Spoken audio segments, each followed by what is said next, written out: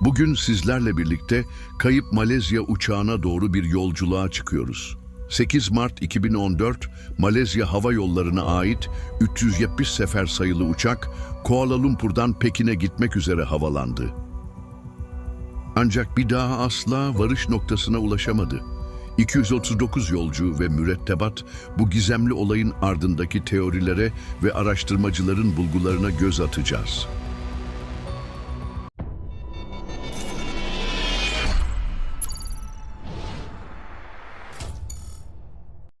Düşünün, 227 yolcu ve 12 mürettebat hepsi heyecanla, hayallerle dolu bir yolculuğa çıkıyorlar.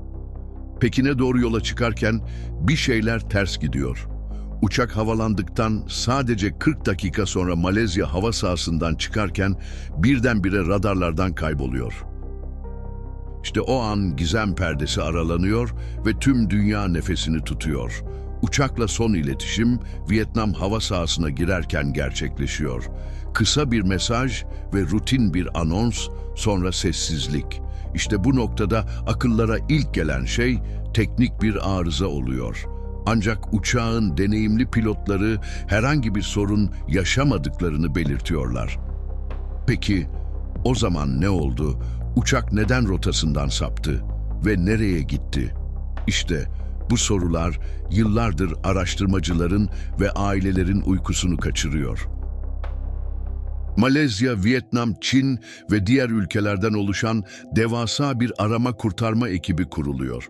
Uçaklar, gemiler, sonar cihazları, herkes tek bir umuda tutunuyor. Hayatta kalanları bulmak.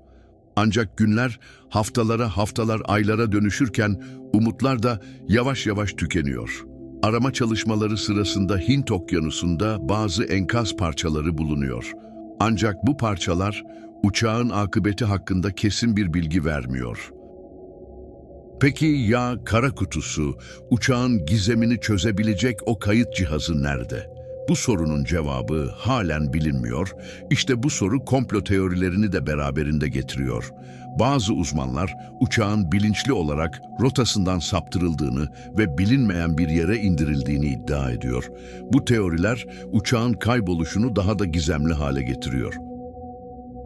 Akıllara gelen ilk olasılık elbette ki bir kaza oldu. İnsanlar bu trajedinin nasıl gerçekleştiğini anlamaya çalışıyordu. Uzmanlar uçağın okyanusa düşmüş olabileceği ihtimali üzerinde durmaya başladılar. Bu en mantıklı açıklama gibi görünüyordu. Ancak bu teoriyi destekleyecek somut deliller bulmak hiç de kolay değildi. Herkesin aklında aynı soru vardı. Uçak nereye kaybolmuştu? Malezya Hava Yolları 370 sefer sayılı uçağın gizemi okyanusun derinliklerinde kaybolmuş gibiydi.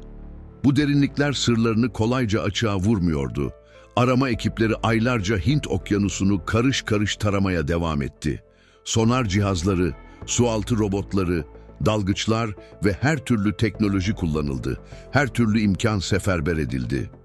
Ancak uçağın enkazına dair hiçbir iz bulunamadı. Bu durum arama çalışmalarını daha da zorlaştırdı.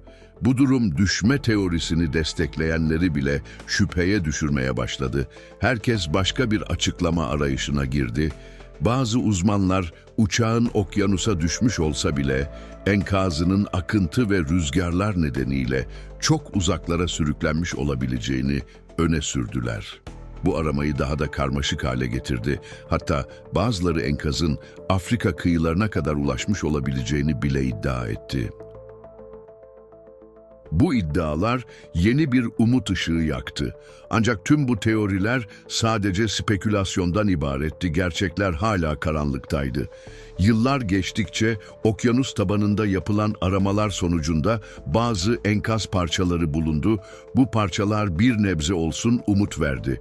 Kanat parçaları, koltuklar, valizler, bu bulgular uçağın akıbetine dair ipuçları taşıyordu.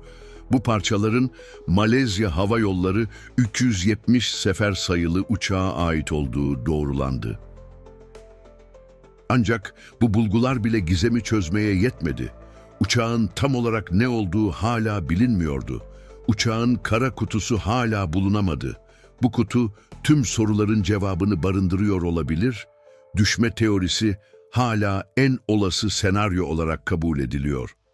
Ancak kesin bir sonuca ulaşmak için daha fazla bilgiye ihtiyaç var. Nasıl olur da 21. yüzyılda teknolojinin bu kadar geliştiği bir dönemde koskocaman bir yolcu uçağı iz bırakmadan ortadan kaybolabilirdi?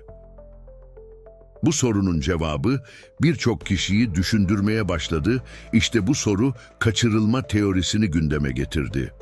İnsanlar uçağın bir şekilde kaçırılmış olabileceğini düşünmeye başladı ve bu teorinin Malezya Hava Yolları derinleştirdi. Arama çalışmaları devam ederken teoriler de çoğalmaya başladı.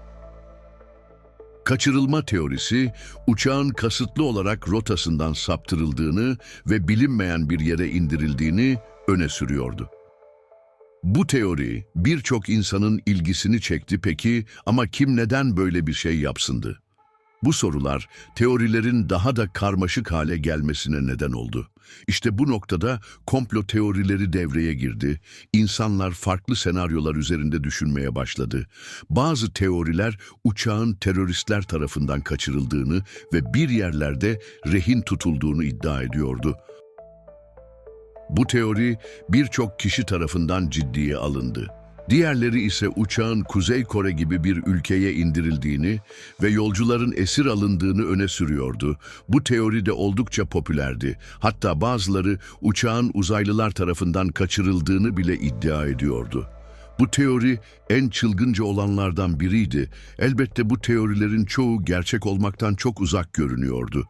Ancak yine de bazı insanlar bu teorilere inanmayı tercih ediyordu.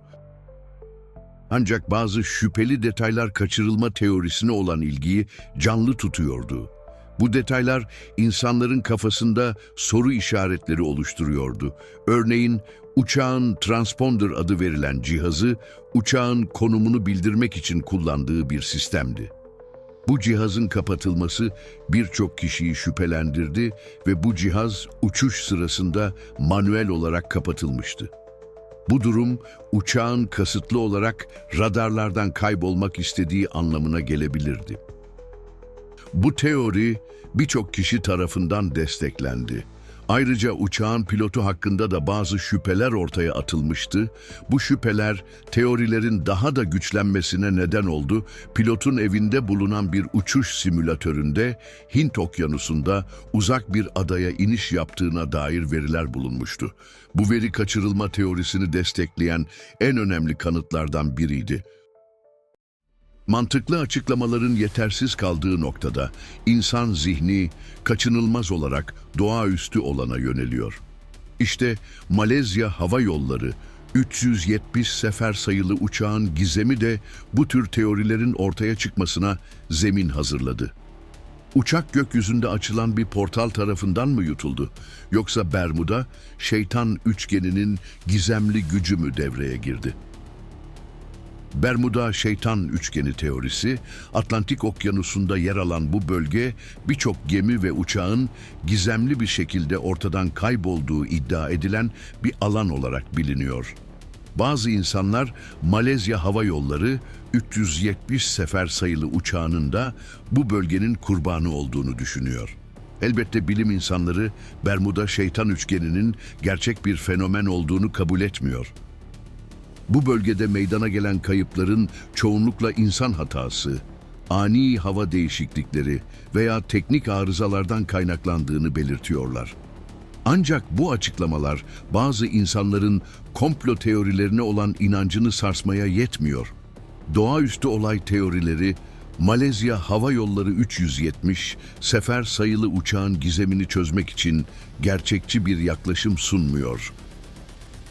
Yıllar geçti ancak Malezya Hava Yolları 270 sefer sayılı uçağın gizemi hala çözülemedi. Uçak enkazının büyük bir kısmı hala bulunamadı.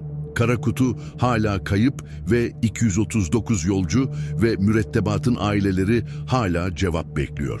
Resmi açıklamalara göre uçak Hint Okyanusu'nun güneyinde düştü. Ancak bu sonuca nasıl varıldığına dair şüpheler halen daha giderilebilmiş değil. Bazı uzmanlar araştırmanın başından beri hatalar yapıldığını ve önemli ipuçlarının gözden kaçırıldığını iddia ediyor. Aileler sevdiklerinin akıbetini öğrenmek için yıllardır mücadele ediyor. Ancak karşılaştıkları bürokrasi, gizlilik ve ilgisizlik yaralarının sarılmasını daha da zorlaştırıyor.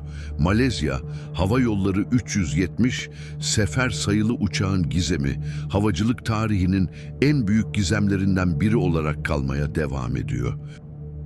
Ve böylece Malezya Hava Yolları 370 sefer sayılı uçağın gizemli hikayesinin sonuna geldik.